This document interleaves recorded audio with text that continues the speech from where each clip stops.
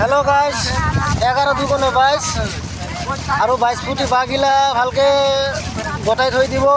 আগামী দিনৰ নিৰ্বাচনৰ মুখ্যমন্ত্ৰী আমাৰ অসমৰ মুখ্যমন্ত্ৰীকে কৈ আছোঁ উপলক্ষ কৰি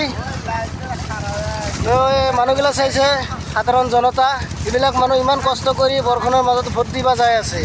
আৰু ইয়াৰ পিছত আপোনালোকক উইনাৰ কৰি দিয়াৰ পিছত এই 22 ফুটি বাঘিলা যে আছে এই সব বাঘিলাই সাধাৰণ মানুহ জনতাৰ প্ৰতিদি সোমাই দিবাই লাগব। গম পাইছে না? চাওক মানুহৰ পৰিস্থিতিগিলা ইমান কষ্ট কৰি এটা জাগাৰ পৰা আন এটা জাগাত ভোট দিব যাই আছে ইমান কষ্ট কৰি বৰষুণৰ মাজত। তো গতিকে বেছি কথা নকওঁ, 22 ফুটি বাঘিলা থৈ দিব সাধাৰণ জনতাৰ প্ৰতিদি সোমাই দিবৰ কাৰণে।